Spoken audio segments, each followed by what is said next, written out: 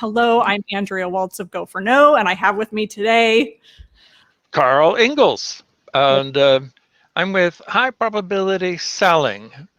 Um, Yes, and we are so excited to be with all of you today. So I guess before we jump in, Carl, because we have a lot to discuss, and we've already decided we're probably going to do another one of these because I don't yeah, think we'll get to all of the things that we want to talk about. But Carl, why don't you, for the group, for everybody watching now or later, just kind of give us a little introduction.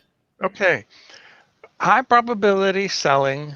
First, I want to tell you it's what was written in a book of the same name, written by Jacques Worth and Nicholas Rubin, and that was written about 1992 or so. And it's written in the form of a process, steps of what to do, very, very, very detailed steps. Uh, those details of the process have to change a little bit over time, and they have. They've been changing, and many changes occurred while Jacques Worth was running everything. But he retired at the end of 2015, and he asked me to keep it going. And that's what I'm doing now. High probability selling is one of a category of selling methods that is based on zero pressure. It's not the only one. The other thing about high probability selling that I want to stress is that it was discovered, not made. And Jacques Worth had studied industrial sales in college. And when he found that it didn't really work as well as he was expecting it to, he began studying what the very, very top performing salespeople were actually doing. Not what they said they were doing, but what they were actually doing. And he took copious notes. He basically watched about 350 different of these salespeople, top performing salespeople. And Jacques' estimate is that he was looking at about the top 1 or 2% of the performers in each of their fields, their industries. He just basically would contact one of them and ask him if he could watch. And he got a lot of yeses from that.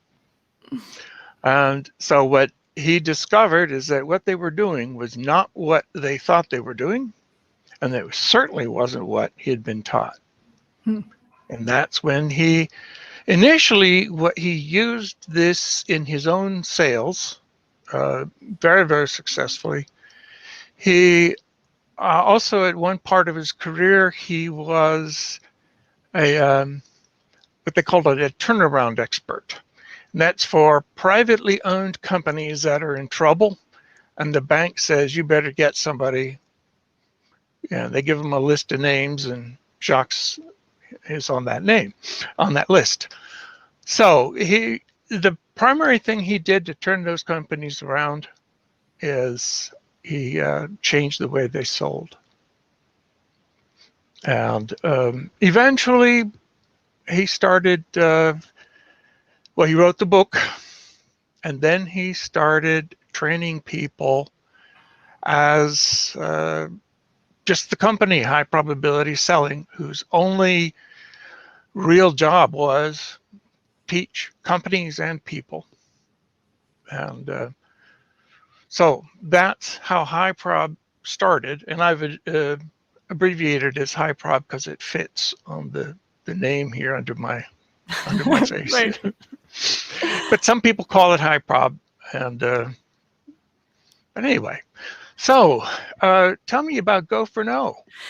Right. Well, it's kind of funny because I remember when we launched our company in 1998-ish, Richard had found High Prob the book, High Probability Selling, and read it and said, I love this philosophy.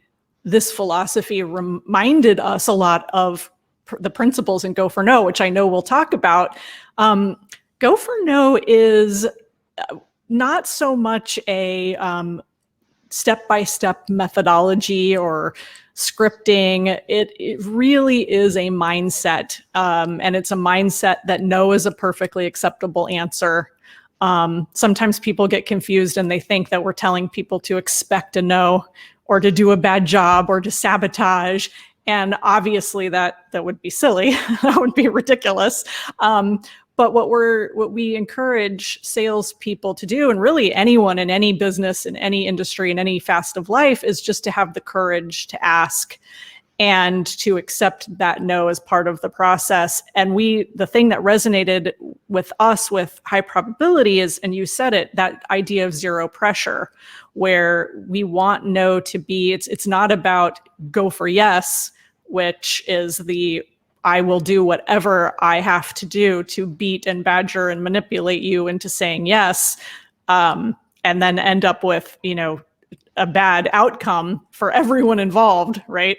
But it is to really embrace the no, see the value in no, to try to use that no as a stepping stone on the way to yes. And sometimes the reality is it is a no, it's a never, it's not a good fit, and that's okay too. And that has a lot to do with the early part of the process, which is that kind of qualification process. But really, so there's a lot of nuances, and I've learned over teaching this for 20 years from something that happened to Richard. It's a story that we tell in the book about where he learned to go for no and to not be afraid of the word no. I have come over the years to study sales. I love sales, and I love personal development and mindset. And so with all of the things that I teach and train, high probability is always kind of that underlying, it's a great underlying sales philosophy for us.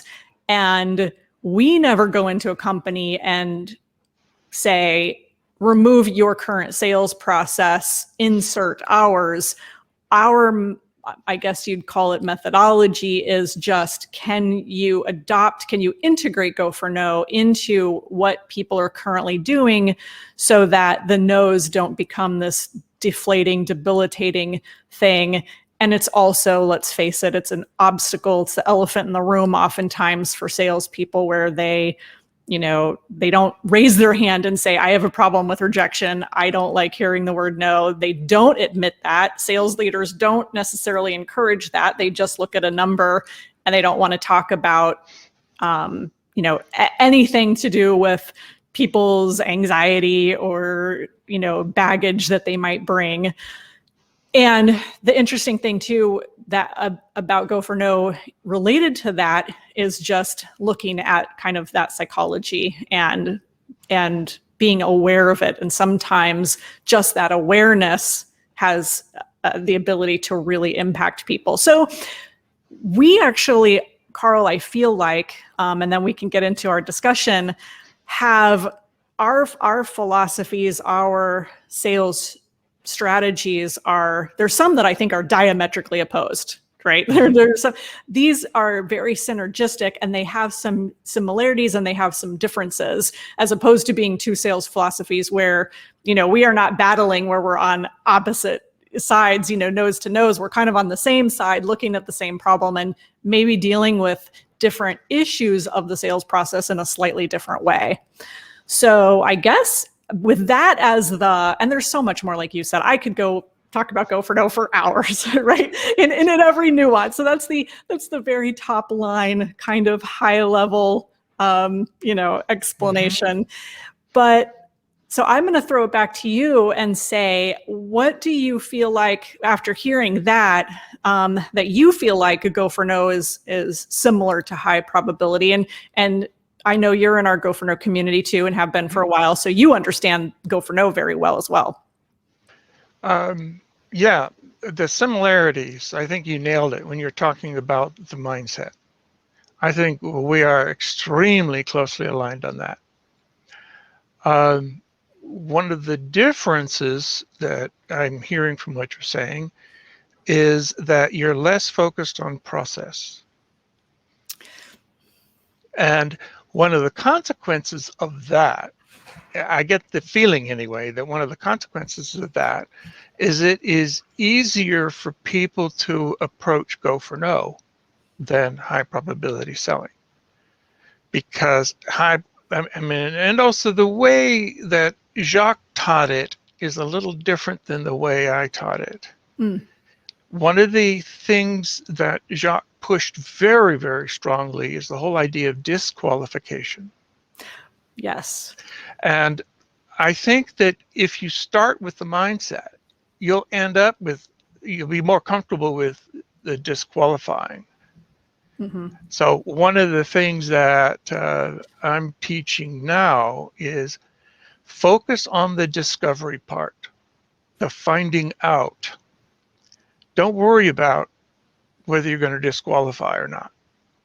And by disqualify, what we mean is that we decide not to proceed with a business, even if the other person wants to.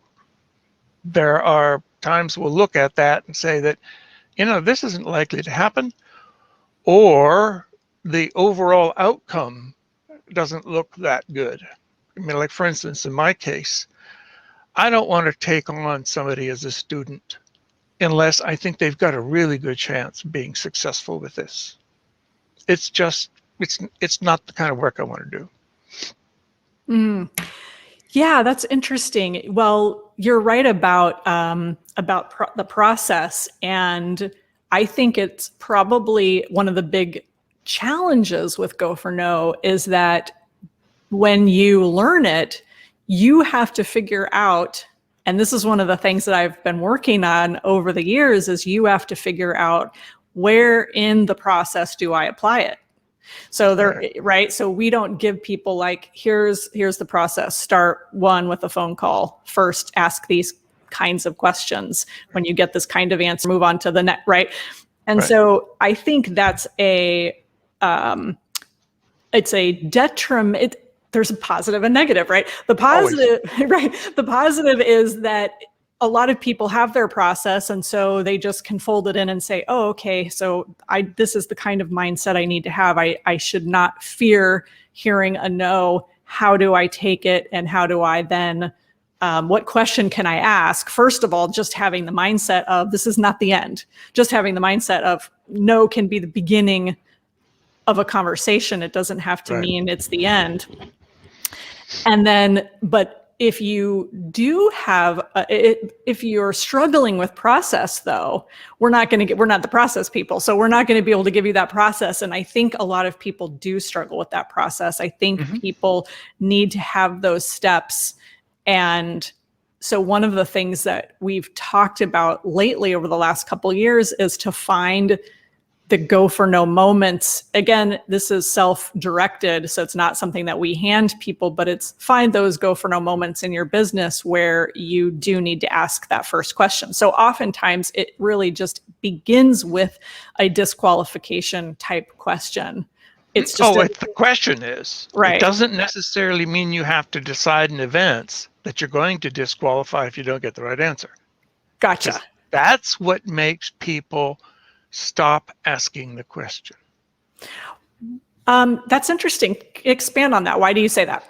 Okay. One of the scariest questions that we ask, we call the conditional commitment question. And it's very, very important, but it's scary because basically following the normal process, right after we have negotiated that this salesperson and the prospect are going to have a meeting, we call it the appointment. It might just be by phone, where we're going to get into the details. Right after that's scheduled, we ask the question, okay, when we meet, if what I have to show you meets all of your requirements, what will you do? And I'll tell you a short story. The one of our very, very long-time students called Jacques, probably 15 years ago, and said, it's not working anymore. High prob. It's not working anymore. So there was a long conversation where Jacques is asking him this and that, and then Jacques realized he wasn't asking the conditional commitment question anymore. So he was spending a huge amount of time going on appointments that didn't go anywhere. So then he started doing it again, and he was fine. A couple of years later, he called again, and this time Paul Bunn answered. Now, Paul Bunn is the person that was working most closely with Jacques just before I came on board. But anyway, so he called up Paul Bunn, and Paul and I had both heard Jacques tell this individual what had happened. So Paul says, let me guess, you're not asking the conditional commitment question anymore. And the guy said, yes. So when the same guy called me just a couple of years ago, I said the same thing. Let me guess. And the reason is because of that feeling that if I don't get the right answer, I have to disqualify. And people are afraid of doing that. So I'm telling them, just ask the question, always ask the question, and then do what you feel like doing. The most important thing is the discovery. So would Jacques have said before, if the answer is to the question, well, I don't know, I will probably just want to think about it. Right. Would it be then to say, then we probably shouldn't meet because obviously you're not ready? Jacques leaned toward that. And most people with lots of experience in doing high prob will do the same because they don't feel like going out on an appointment anymore when that's the information they have. But Jacques tended to teach people the end point. He was teaching this. It's like throwing people in the deep end of the pool and saying, okay, this is the way you do it when you're, fully embracing high prob, where I'm doing what I can to help people transition. And I work with Paul Bunn on this. He is absolutely brilliant. And so he's really good at that. And we both focus more on the mindset and less on the process details. So, we connect real well on that. And he and I both decided that the discovery part is more important than the disqualification part. You'll get to the disqualification, but that's for later. So if someone gives you kind of a wishy-washy answer of, I'm not sure, then at least is your feeling that at least the salesperson is armed with that information. Right. And they can go in with some awareness. They can do whatever they're going to do, and they will remember that they heard that answer. And if that happens a dozen times or so, they'll feel differently about disqualifying. Now, what I do in this situation, because I'm a learner, I love learning. And I know you do too from some of the things that you've posted on Facebook. If somebody says that, I'll say, okay, tell me more. And that's because I want to understand what their situation is. Sure. And I'll probably end up saying, well, this is probably not the best time for us to proceed with the details. And which is sort of the way Jacques would do it, but there's a number of different ways of approaching it.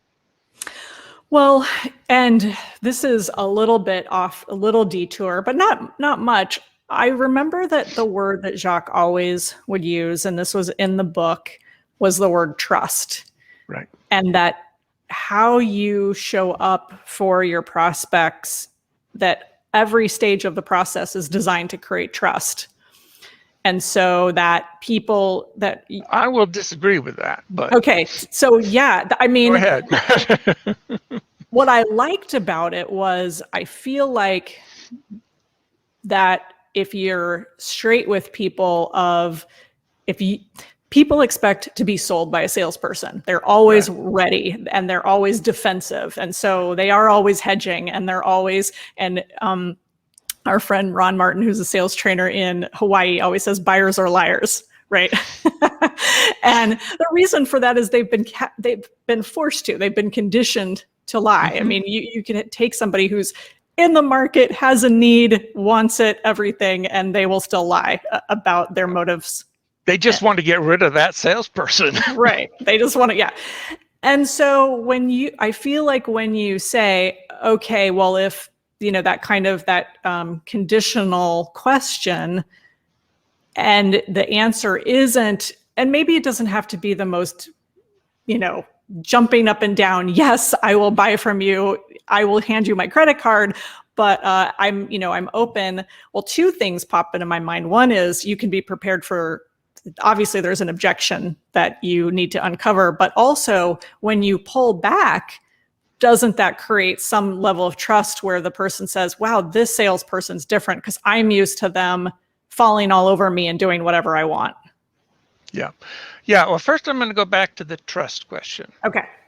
I believe trust is so important.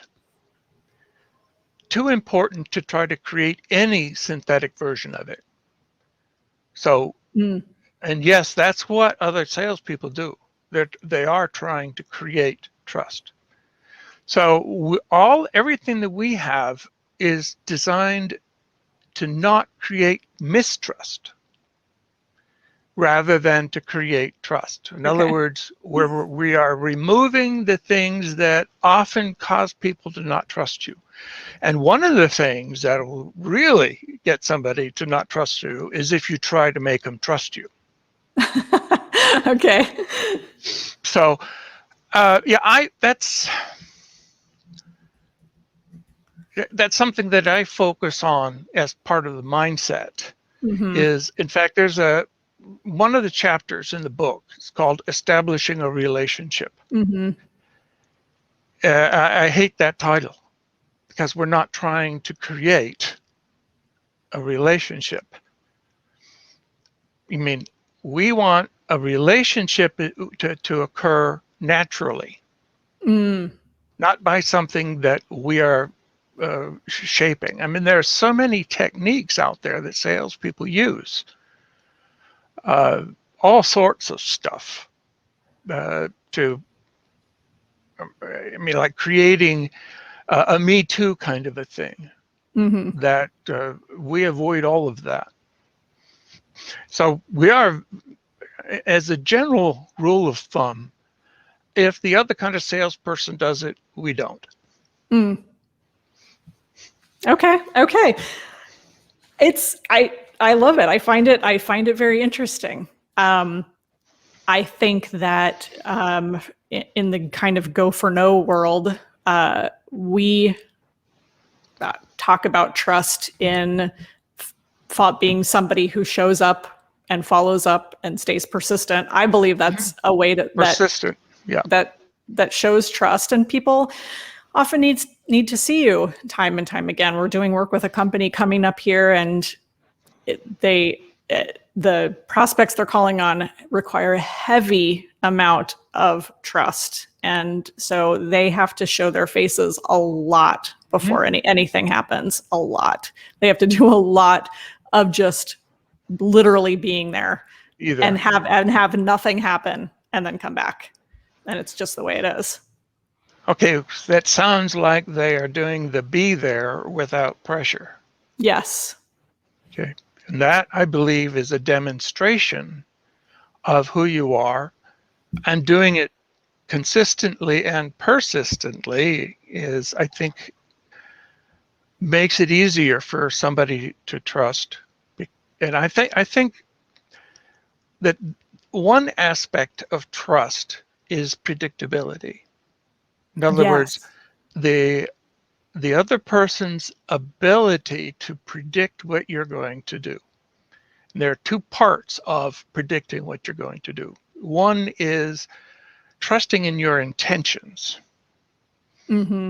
about what you're going to do. And the second part of that is actually trusting in your abilities. Your ability to do what they want. And I mean, that's sort of a theoretical way of looking at this. Yeah. So we talk about trust, but let's back up a little bit to this idea of disqualification, because I'm kind of surprised that you were talking about disqualifying at that appointment time. Wasn't high prob, isn't the methodology to, because I know it is for go for no, to disqualify and a simple disqualification very, very early. Yes. Like immediately, first phone call, right. Do you need this, yes or no? Yes. Well, we don't ask need, we ask want. Want. And Jacques discovered that there's a really big difference between those words. Yeah, let's talk about that. Okay. So the absolute first test, discovery test that we have is the want question. And so we'll say what it is that we're offering in as few words as possible, which can take hours, if not days, to put together the statement. Which I love, by the way, simplicity. Yes. Everybody loves it, but it's not simple to make. No. Yeah. So, and then we ask that question, is that something you want? And that's our first, you could call it a disqualification question. And this is a really important one. If they don't want it, definitely do not proceed. Right. Even if they need it. See, because here's the need thing. If somebody wants something but doesn't need it, and then think of another person who needs something but doesn't want it, who's more likely to actually go ahead and buy? The person who wants it. Right. That is the stronger test. Now, if your way of selling is to look for ways of talking somebody into buying, need is a more valuable question because it's a vulnerability. It's a weak point. It's something that you can get some leverage on. But since we don't do that, the need is a question we ask much later in the process. Interesting. And I think it's interesting because I think from a go for no standpoint, we've always come at it a little bit differently, which is need right off the bat. And now as a salesperson, oftentimes the customer, the prospect needs it, but they don't, they should be wanting it, but they don't know. Right. So as a salesperson, it's your job to create the want. It's your job to say, hey, you need something for your bad back. And maybe they want it, maybe they don't. But what you didn't know you wanted was this back brace. You think you want a pill. You think you want, you think you want a massage. We're telling you, you need this back brace. So it's that idea of creating that want. Well, you're doing one thing that we're not doing. Because of your focus on the mindset and not on the process, many of your customers are still in the world of persuasive selling. So for them, the need question makes a lot of sense. It's not until they move to a complete zero pressure sales method that the want question is more valuable. Got it. So, but your system, you're purposely trying to find a pathway for somebody who is in that world to move toward, less pushing. Right. So let's move. And already now we're already at 1:30. So let's go a couple more minutes. Yeah. And I did make a mention that people can ask a question or a comment. So, or post a comment. And so far, at least in my StreamYard system here. I don't say anything. So I guess I everybody's don't shy. either. Yeah, I guess everybody's shy. So that's okay. We're going to have another one of these because I have a sheet of questions that we haven't even gotten to. Yeah. But let me mention so that whoever is listening live, Yeah. tell them, I want them to know that if they want, they can add a comment to this particular live post, and both Andrea and I should be able to see it. I got one now. Yeah, there Mark we go. Griffiths just joined. Okay. May have to ask my questions later. Yeah. Okay, great, it works. Yes, and to your point, so they can post the comment later, and we can get to it on the next one. We can answer it or get to it on the next one, which maybe we'll have to do we'll do one in 30 days. Yeah. So the idea of no pressure, as opposed to that persuasiveness, and I think you're right. That was I think that's a really good, really clear way to define like the difference is that persuasion, and you're right about that. Closing is always traditionally the highest pressure moment, right? Typically. And with Go for No, we're always, ask at the point where you've made your presentation or you've had the conversation. So from a high probability standpoint, from a no pressure standpoint, what does that look like? Okay. I like to say that closing starts with a process that Jacques called the conditions of satisfaction process. Mm-hmm. I remember that. And that process is where all of the details of what will be delivered are going to be gone over. And in the book, it's a very, very complicated sale. And so that process was very, very long. In the stuff I do, it's not anything like that long. It's just basically, okay, this particular training session will be on this date at this time, USA Eastern time, and it'll be on Zoom and, such and such and such. All those details, and I'll ask, will that work for you? That's the discovery question that goes with that particular part of the process. But since there's not a lot of details in the things that I'm selling, it's a pretty short process. Mm-hmm. Okay, when you finish that process where all of the key details have been listed, enumerated, I'll stick with the simple version. Yeah, then we ask our closing question, which is, what do you want to do? That's the question that we ask. And that question actually is a useful question to ask at many different places where you're kind of stuck. You just ask, what do you want to do? Oh, and by the way, when I love watching Jeopardy. And after Alex Trebek died, the first guest host of Jeopardy happened to be the production manager, the head of production or something. Oh, right, yeah. And whenever they came to a double where, they could ask, they could bet a variable amount, he always asked, what do you want to do? And that struck me. I mean, there are not a lot of people who do that.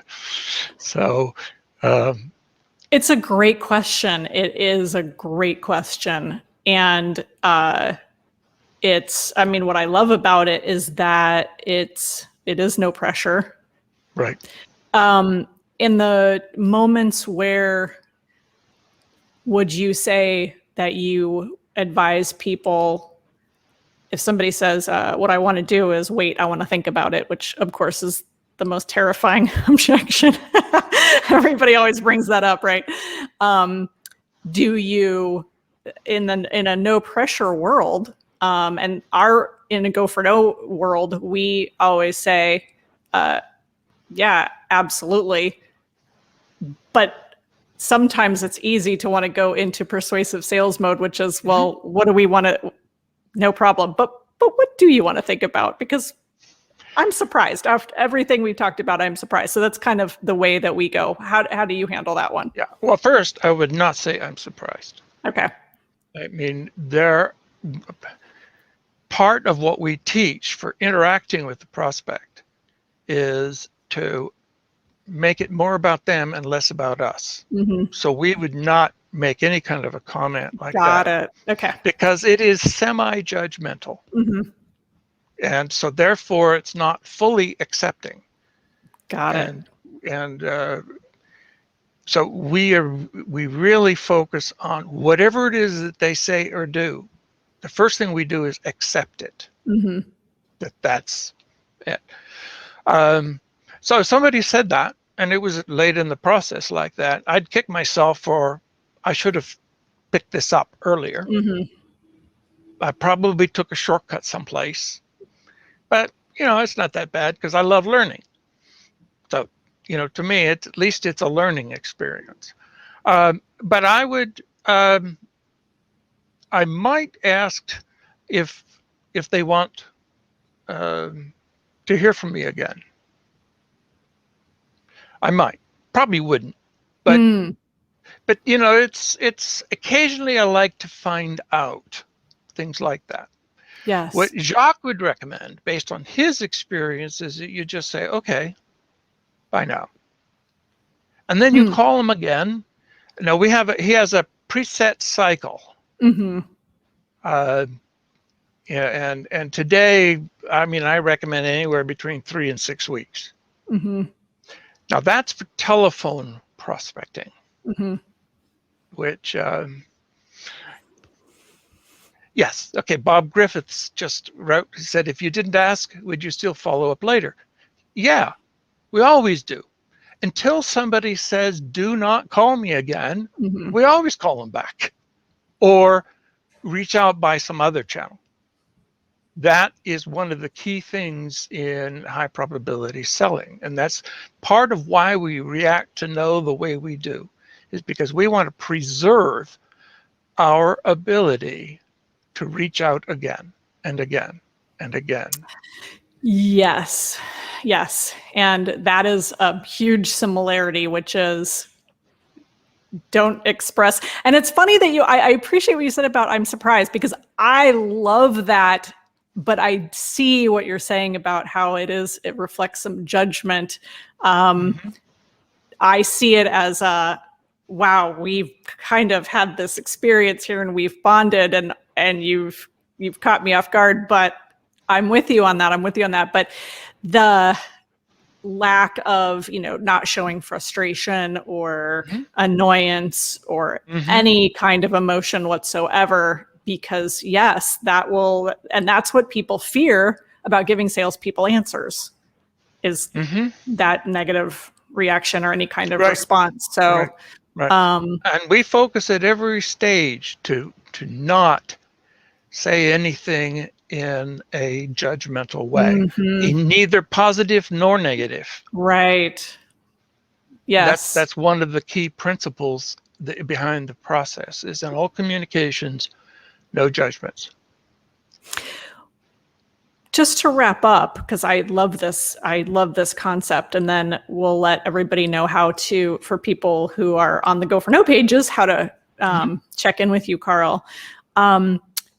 Where do you think that happens most? When you say no, not positive or negative, I agree with you. I think sometimes when we always say you can't take no personally, which means even when you get the good stuff, you can't take that personal either. Like literally, nothing can be personal. Where do you think people fall down on those inserting themselves in from a judgment standpoint? Is it where they praise someone's decision for talking to them? You've made a good choice. Is it that kind of stuff?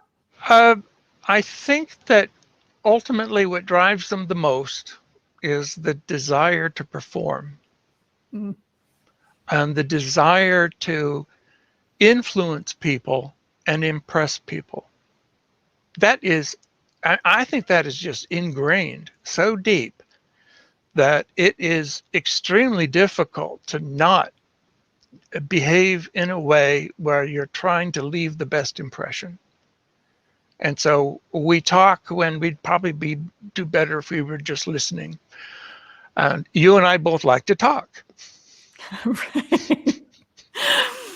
Yeah, yeah. Salespeople love to talk. Absolutely. Yes, yes. Well, this has been so fun, and we do have other topics to get to. Like, I have all kinds of questions to ask you, like how dealing with rejection. And one thing that we haven't even talked about is another type of selling system called Sandler, which I don't know how familiar with you are with Sandler, but I had written it down. I thought, oh, that would be an interesting topic for us to talk about. But we know that people's attention spans are what they are, and we want to leave everyone wanting more. So there's that. So 45 minutes is good. Yeah, I am not well enough versed in Sandler to be able to talk about it. Got it. Okay.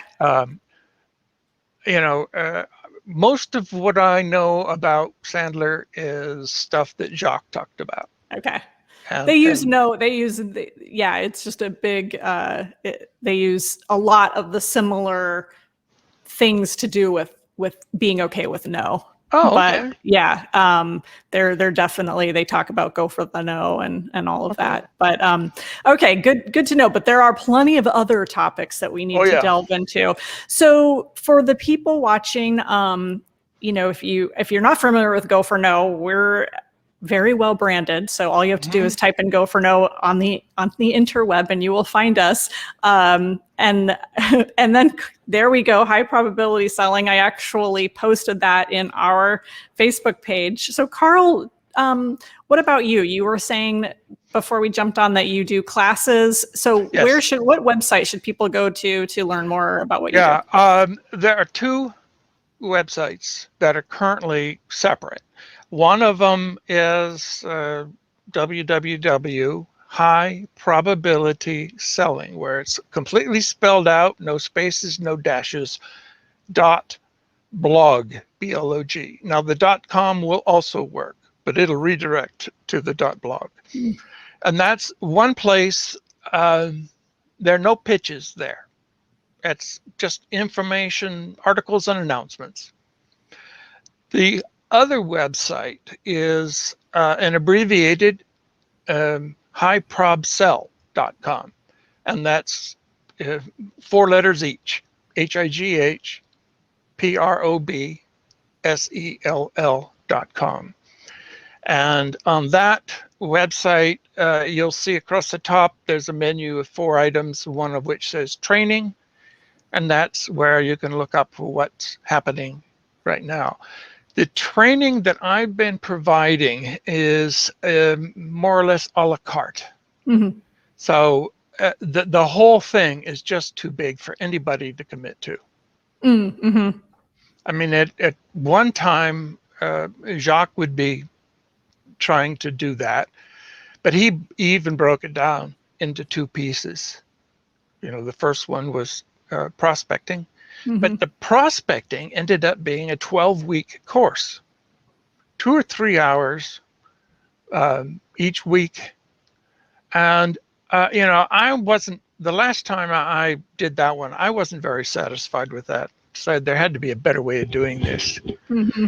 And part of the thing is it works better if everybody in the course is selling exactly the same thing. Oh, yeah. Because then you're designing one set of prospecting offers, and I say a set because I don't think anybody should start prospecting until they have 3 offers. Because when you try to design the second one is when you realize you got to throw away the first one. Got it. Good tip. So I teach these things, and I'm teaching small bite-sized pieces that I call mini courses. They're 45 minutes each. Oh, I love that. And one of them tomorrow is the basics of the trust and respect inquiry. Aha! See, we were talking about that. Yeah. Yep. And it's basically the how do you talk with people, 0 judgment, 0 pressure. in any conversation. And then on Thursday, I've got a mini course on the discovery disqualification questions, in which, of course, I'm going to emphasize the discovery side over the disqualification. So those are what's going on this week, and I'm kind of doing it on the fly because I'm still experimenting to see what works with people. Yeah, good for you. That sounds amazing and great offerings. And so, yeah, and I love that you're doing the bite-sized pieces. We're such fans of, I mean, high probability selling is not a big book, and Go for No is 80 pages. And I just think that people learn really well in bite-sized pieces these days as well, because people are kind of trained to learn that. So we will go ahead and we're going to end the broadcast in just a second. So, but I did want to thank everybody for joining us. Carl and I thank all of you. Yeah, it was great fun, and we look forward to doing it again.